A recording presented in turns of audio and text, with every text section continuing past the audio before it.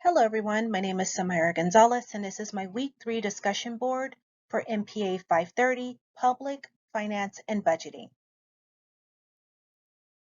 During this week's presentation, I'll be discussing the budget format for the City of Glendora, identifying 3 journals that discuss the advantages and disadvantages of this budget format, as well as providing my recommendation.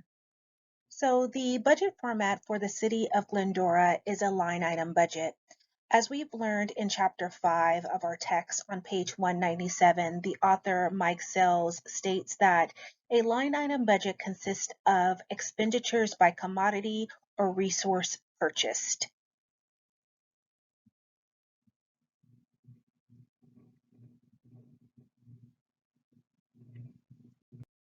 So the way in which I determined that the City of Glendora's budget was a line item budget is because a line item budget is one in which an individual financial statement has items that are grouped by category. It shows the comparison between financial data from past budgeting periods and estimated figures for current and future periods. As you can see in the top left-hand section of this PowerPoint presentation, I've itemized things by number. One is that it shows that it's a financial statement. It even says that it's a line item that's associated with general fund. The second is the category or grouping. This particular picture is for the property taxes. The third is that it's a detailed description of categories. And the fourth is the comparison of expenditures. As you can see, number 4 has fiscal year 2019 actuals all the way through the fiscal year 2021 budget.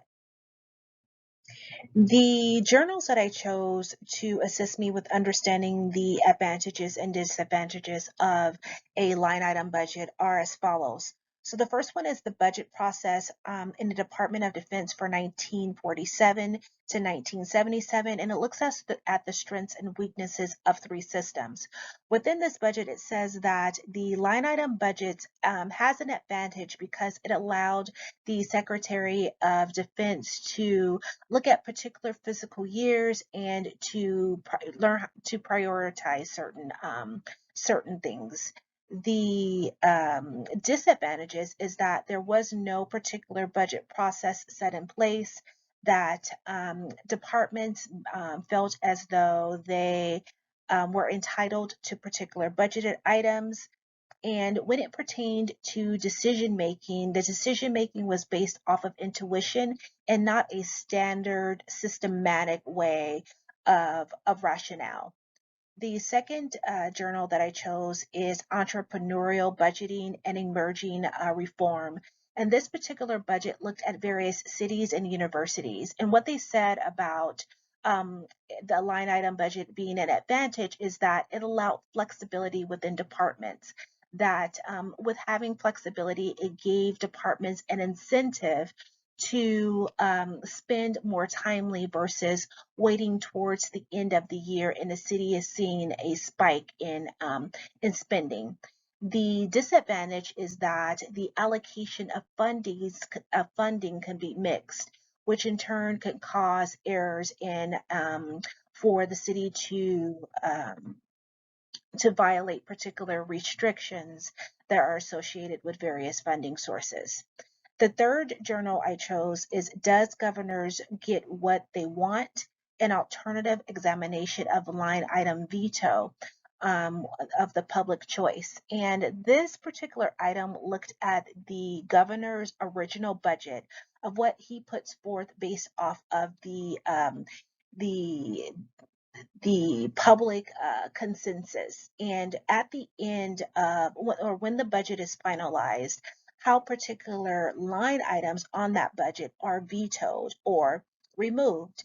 And they felt that having this, that this wasn't a disadvantage with having a line item budget because it could be based off of intuition or it may particular public choices or public consensus may not be seen as being as important as others, which in turn causes particular line items to be vetoed. So my recommendations for the City of Glendora's budget is to provide explanation of funding changes that correlates with the overall budget strategy.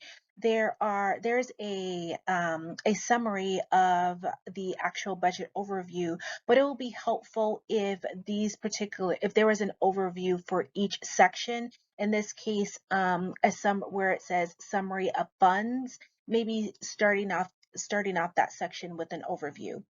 Another recommendation I have is the